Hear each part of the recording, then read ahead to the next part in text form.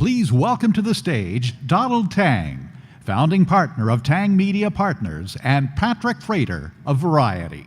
It's my pleasure to introduce Donald Tang. It says he's founding partner of Tang Media Partners, but I think there's a little bit more to his history than that. He is a Chinese-born American entrepreneur, former banker, an extremely well-known personality here in Los Angeles. That is pretty much my introduction, because we're now going to sort of explore a little bit more.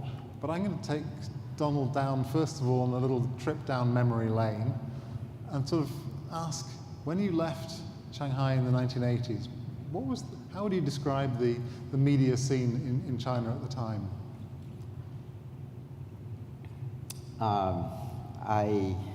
If the memory serves me correctly, I remember. You're not that old. I remember a TV series called Garrison's Gorilla, which sported 1 billion viewers in China at the time.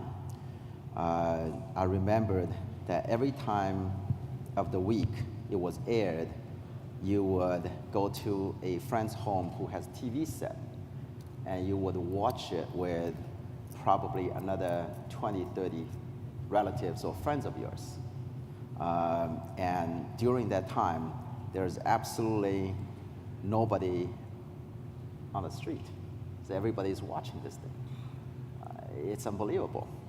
And that was the first time in my memory, the right or wrong, good and bad, could be somewhat blurry.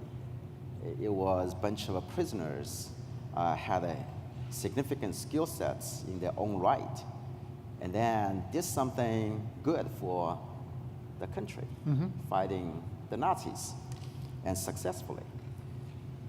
So, if the prisoner, who by definition could be bad, and then they can be deployed in the right manner, in the right context, and do something good, was fascinating to me as a youngster, as a teenager.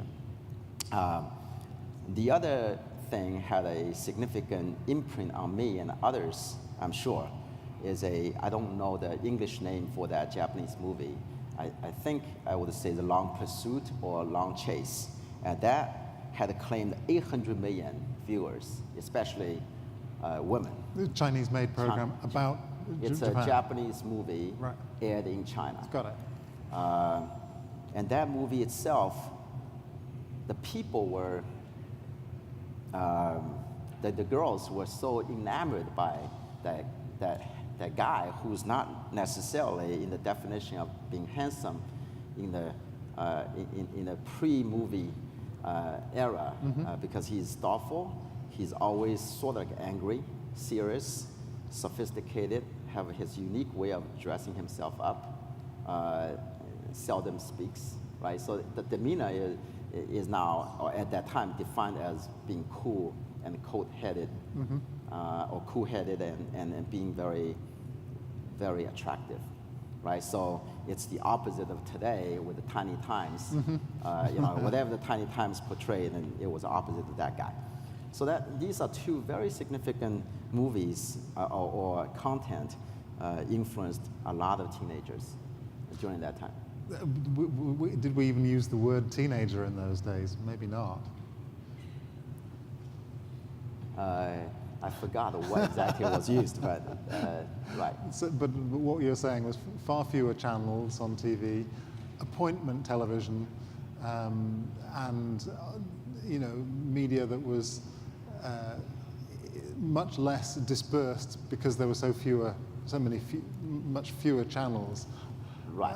So fast forward today, how has China changed? In case some of the audience haven't been or are not yet familiar. Right. I think we're experiencing a similar kind of information, over bombardment of sorts. Overload. In China. Yeah. Overload as well. There are so many things, and you don't know what to do with your time. There are a lot of choices. There are too many options. And the commercials is everywhere. Wherever you see something, it's commercial. And then back in the days, when they first had a commercial in the late 70s, the commercial itself is news, right? right? Because people went to see that more for the commercial sometimes than the content itself. So it's so different. It's day and night. Yeah, I think China these days, particularly urban China, is hyper modern, and I think there are still some people who don't yet realize this. I had a conversation with one of my colleagues a couple of years ago who asked me if I owned a bicycle. I was wondering if she was inquiring about my health. Do you keep fit? And I suddenly realized that that's not what she thought. She thought that's how I traveled around. And I had to say, no, China's full of cars, it's chock full of cars, full of everybody on their smartphone and probably using internet systems which are every bit as sophisticated as you're used to in America. China is now so very much different. It's on the other side of the spectrum now. I'm sure the policymakers may wish that everybody's going back to bicycles today. That would be easy, wouldn't it? Healthier for everybody, yeah. How did we get there? I mean, how did we get in there from those 20, 30 years ago to this modern universe we've just described? If I had to guess, I would say it's a pure supply and demand. If you are having a very singular, monolithic kind of approach to life, and all of a sudden there is something of an alternative approach or thought process presented in the media format, and you say, wow, this is great. And so that particular TV series, The Garrison's Guerrilla, it was only aired half a season because some of the gangsters said, okay, we're bad guys, but now we want to do something good and want to be heroes, and then they went out Right. prematurely acting. So that movie or that TV series had an unbelievable amount of influence over everybody. So that the demand for more content, for alternative thought process, and all of those things, and created commercial and philosophical yearning for supplying that kind of content. And given that Hollywood is the world's best storytellers, it's not surprising for China today, even with the quota system, you still have 50% of what they're watching from Hollywood. Yeah, that's an interesting figure, and that 50% box office share is coming from 34 films on the American side, and 200 plus releases on the Chinese side. Yes. Yeah. So that speaks volumes for the quality of those movies. Well, I think that's changing, and I think this year has been a very interesting one at the Chinese box office. The first half of the year was seemingly dominated by the American blockbusters, particularly the superhero movies. And since the beginning of summer, we've actually seen some of the really strong local Chinese movies. And I think this is an interesting tussle. But so far, the box office and the audiences are winning this. I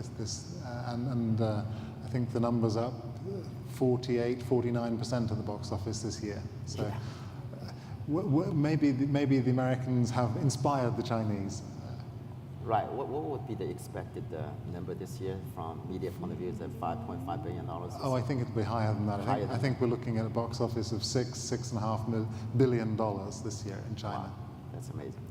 And before anyone else says it, if they didn't say it on the last panel, there are plenty of people around who will predict that figure will be over 10 billion, right. Pretty much the same as North America, right. In another 2 years. So not far off. But when I said, how did we get there? I mean, one of the things that you and I were discussing a moment ago was how American and Chinese companies have slowly begun to get closer together. We've had a lot of deals that were talked about over the last 10 years, a lot of announcements. Some things didn't come off at all. Others were joint ventures, which lasted 2 or 3 years and then collapsed perhaps in, I'm not going to ask, I'll ask you why you think some of those early joint ventures collapsed. There are obviously many reasons. You're talking about aborted deals, or the deals actually took place? For instance, Warner had a deal with China Film Group to make movies in China. That lasted, I think, about 3 or 4 years ago. And I bring that one up because right now, only last week, Warner signed a new deal with a different partner in China. Obviously, that first one didn't work out, but the market was sufficiently interesting that they couldn't just walk away. Right. So I'm not going to comment on specific deals, but let me comment on the overall, how deals come about, and sometimes it didn't make the starting line, which is right.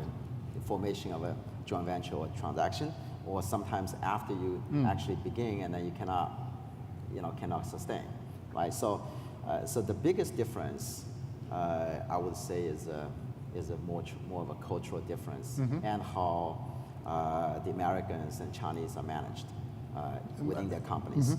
The other difference would be the legal system, the way that American companies and Chinese companies view a transaction, how they view the transaction ought to be put together. So even when they agree, it's the transaction itself that can trip them up.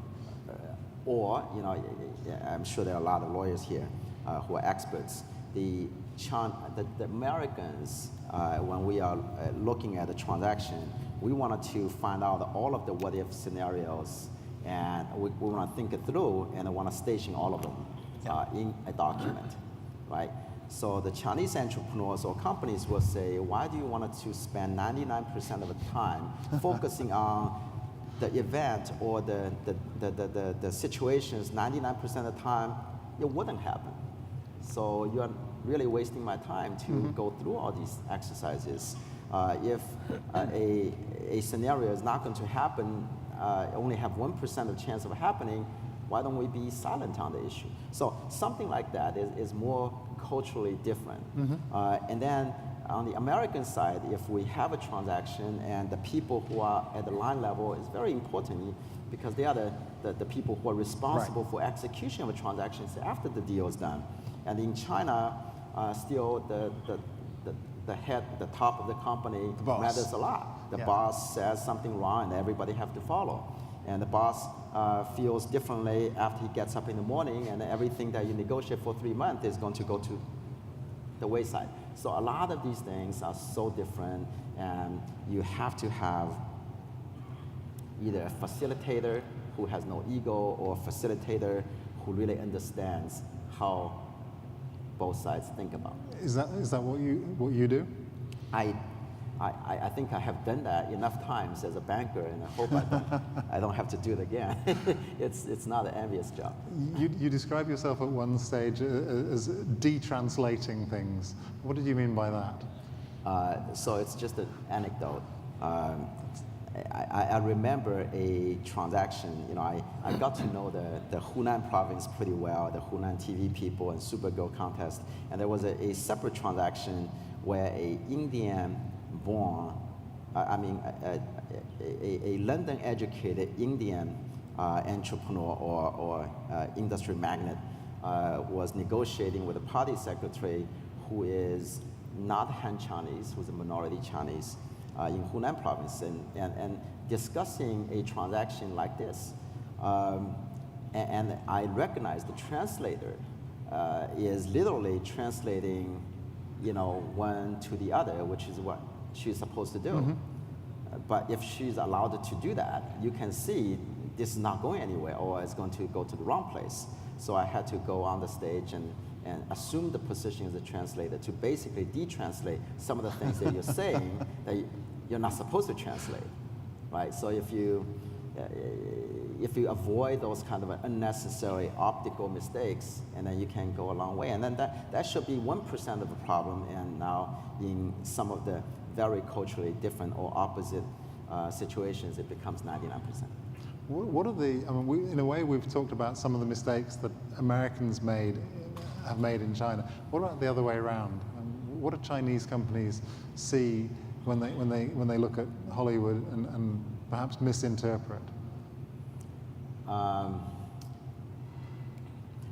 Well, one of the things that if you just looking at a deal perspective, if you go to Rome, if you go to Hollywood, you want to do transactions, and all of the kind of habitual things and the protocols ought to be following the Hollywood protocol, in my view. So if American companies want to do business in China, you go there and then you should follow the local custom, right? So if our legal system here is basically saying that that this is the way it is, you grind it out for 3 weeks or 5 weeks, and to try to get every single line or all the T's crossed, all the I's dotted. And it's not going to be overnight. The bosses said, let's go, and then 2 days later, a document is papered over, right? So that, with that kind of instruction or that kind of behavior, it won't get you a transaction done the right way. Even if it's done, it's going to be contrived. Is there a kind of fear factor? We've heard many times that foreign companies coming into Hollywood are seen as the latest idiot with a bucket full of money, going to get ripped off. So does that therefore color the view of the Chinese partner going in? They're desperately keen not to become the latest fool who hands over a wallet full of money to Hollywood. There's some of it, I'm sure.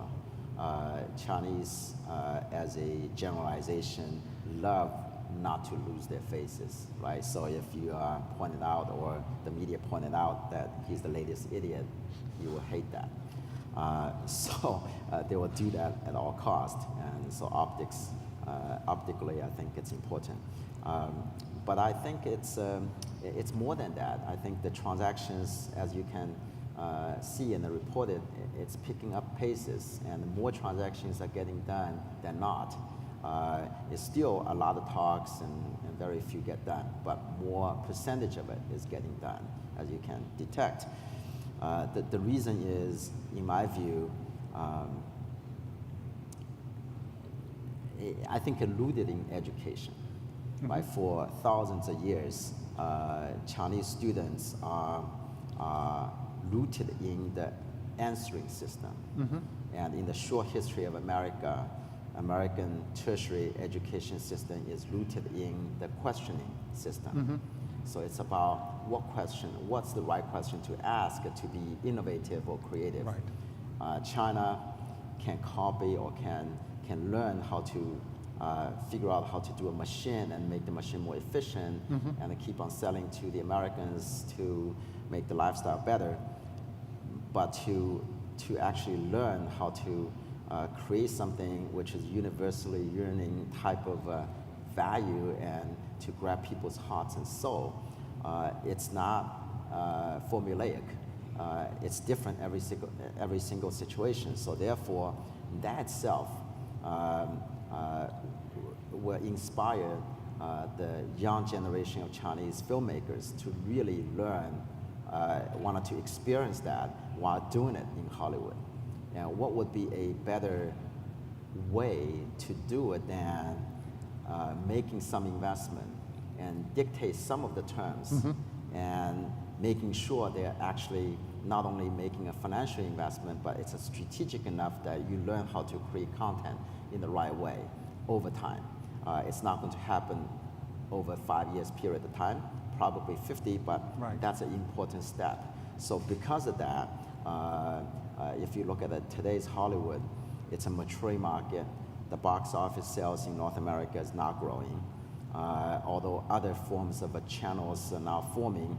But United States and Hollywood still needs a lot of it still needs Chinese market to grow significantly over time, and also the concentrated amount of financial resources to be invested in Hollywood's new development to continue to make great movies around the world. So that itself, Hollywood needs China, right, for the markets, for the new ideas, and for the financing. And China needs to learn how to tell the story in a global way.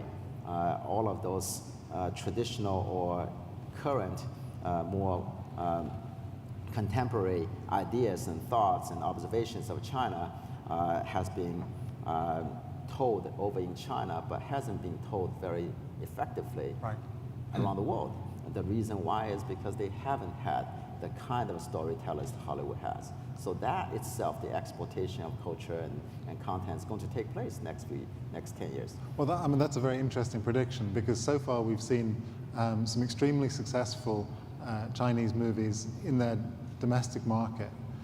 And if anything, in the last 2 or 3 years, as filmmakers have found the ways to communicate and connect with the Chinese audience more, those films have become, if anything, more local. And when I talk to film sales companies, they say, you can't sell Chinese films. They don't translate. Do you think that's going to change now? I think so, and I hope so. I think the Chinese culture and the Chinese stories, the content itself, the ideas are fascinating in many different ways. The old ones, new ones. Not just the Monkey King, right? Getting retold again and again. More new stories and fresh stories. Right. And I think the West has a insatiable amount of appetite for it if it's told in the right way. Just like Chinese for the Hollywood content. It's just, it hasn't been told in a way which is adaptive to all. I want to keep that thought. I think that's really well expressed. You also just said a moment ago that the learning process takes a time. Particularly so in the cultural industries, because it's not like selling machine parts. It's not something you can just copy and comes off a machine. So is that what explains the acceleration in the deal flow that we've seen? Or do you think it's simply economics? And you mentioned supply and demand earlier on, and we now see China and the US as having economies that are very much more in parity with each other than they were 10 years ago. Right. It is a little bit of both. It is a learning process. In order for people to, and also it takes time. In order for people to get married, they have to date first. The arranged marriage for US and China doesn't work, as we can see, in the last 30 years. So it has to, you have to spend time with each other, see each other from each other's point of view, and then more tolerant of a habitual thing that formulated for, a party's viewpoint for however he or she is living. So that's hard. And the longer dating process there is, it actually helps the post-marriage baby making process. So I think it's that takes time, and I think we have passed some threshold and maybe ready for some kind of acceleration. The other is economics. I think we're due for a new content ecosystem. If we in Hollywood need more money and need more growth market, China can serve that complementary purpose for the Hollywood industry. And if we keep on doing sequel remakes, that means we are kind of running out of ideas a little bit. So if there are a lot of those ideas have not been exploited, and why not? So serves as a reservoir of ideas, reservoir of targeted financing, serves as a reservoir of a huge market can grow for the right kind of content.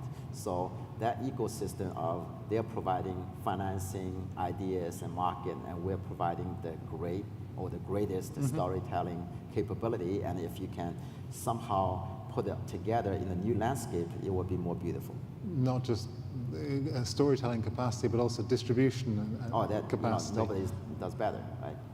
And the way that from January to April, I mean, the way that the entire, not only distribution for the films and TV, and how everything is competitive but collaborative.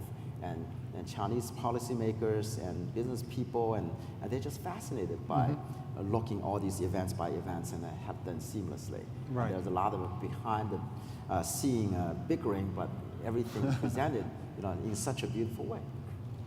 Yeah. One of the questions that I am asked the most, I think I get this question probably twice a week, is about the deal-making process and about the earliest stage of the deal-making process. And the question is, how do I know if they are real? In other words, they've been introduced to a partner, or they've come across a partner, but they don't know whether they're trustworthy. How do you explain this? So you're asking if you and I are coming together to try to do a joint But I get it from both sides. I meet North Americans who are talking about the Chinese partners that they've met, and also the Chinese who may have something very interesting to do or to sell, but are not sure whether they're talking to the right person in the company.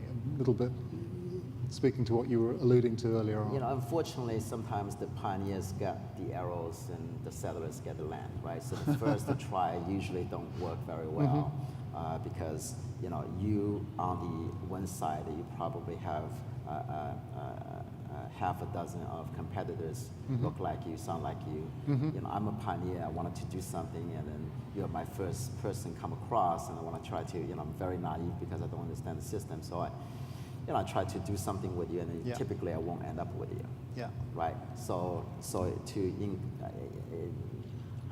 I don't know if there's a formulaic approach to say, you know, what works or what doesn't. In the early days, that people rushing into marriage, that kind of things. In today's world, it doesn't usually work anymore. You're kind of rushing in a dating process, and so this is back to your dating thing again. Right. You can't make it to the altar. Right. So it has to make sense. If it does make sense for that particular stage of development, it will happen. And you've got to spend a lot of time in front of each other, right? Oh yeah. You can't just do this by email. Right, by email, by a lot of vendors, advisors, probably can make it all the way to the engagement, but not to the wedding. Right. No, an American friend of mine who runs a very successful business in China, remains based in North America, but he said made 18 trips to China last year. I think he may be doing it right. Did he get results? He's in profit and he's working very happily in China. But that's tough.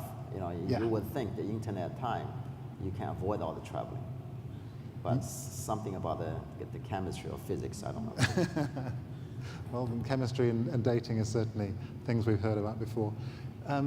You were involved in the STX Huayi Brothers deal. Now, I'm sure you're not going to give me the numbers and the specifics of the deal, but tell me a little bit about how that marriage came along. I saw the two should do business together. I'm merely trying to help two friends out to make it a better situation for both. And so you were like a marriage broker in this dating game. You know this, but I wasn't licensed, right? So I was just helping out in that situation. Well, you were one of the top line names in the press release, I remember. Right. So you must have been fairly instrumental. Yeah, look, I think one thing I saw, right, in these companies, you have to have some kind of a spiritual connection. Spiritual connection meaning that the objective of what you wanted to do. STX is upstarter, you know, is a challenger to the system. They pay their people like entrepreneur companies, right? If you look at the Chinese companies who have been successful private enterprises, the founders get paid very little. They have a lot of stocks, right? And then they hire people who work for formerly established companies coming in. They give them a lot of stocks, options, and then still pay them a very little. And I wanted to have the same kind of spirit. And Hollywood, in some ways, is like Wall Street. You know, we pay ourselves quite well. And you know, not every company has a lot of options and stocks. So you tend to have a very bloated cost basis. So when you started to have the two parties to talk about the commonality in the approach, and then you kind of form the chemistry of both companies seeing this is the way to go. And then if you actually like you know, you can't have the business people like each other so much to a point of wanting to do business together. It has to make sense. But the sense sometimes in the early days, it's very hard to define. So you have to have a common approach that serves as your bond. Yeah. So you were doing some of this detranslating again. I think they all, in today's world, they all speak English now, so I don't have. But I think Exactly, it was a cultural thing. Culturally, yeah. We're going to wrap in a couple of moments, but I see that you've left the investment banking scene, and you are now head of Tang Media Partners, and you're in the content game. And I kind of, so you've gone from being a banker to a film producer now. Is that what you're doing? Not quite. Not quite. I don't know if, well, when I was a banker or when I tried to do something else, I tried to be a pioneer, although I know it's going to get arrows. Try to be a pioneer, to be in a space which I think will be very instrumental and impactful. When I first got involved in banking, the trade between U.S. and China, was exploding. Right. And the money flow wasn't. So, I saw an opportunity for a novice person like me in that business, a young banker, to get involved, to create something or help creating something which is so significant, which now today, it's a big part of the global commerce. Yes, right? it is. Today, fast forward 30 years, I think in the content business, it also should be two-way. And we alluded to earlier, it was more of a one-way of export our greatest content to the world, including China. There is no interaction or meaning that China coming back, in a very few exceptions. That itself, plus if you can make certain content with China elements, not as an afterthought, but originally designed as such, it will gather more of your Chinese audience and their applause. Why not? It will be more profitable, it will be more penetrative. So all of those things with a new ecosystem requires facilitators and requires people who can, like I alluded to earlier, can write stuff with both hands equally well. Okay, I think my life experience taught me that. I intend to use it fully. Very good. And on that note, I'm going to say thank you extremely. That was very, very interesting. Thank you, Patrick. Thank you.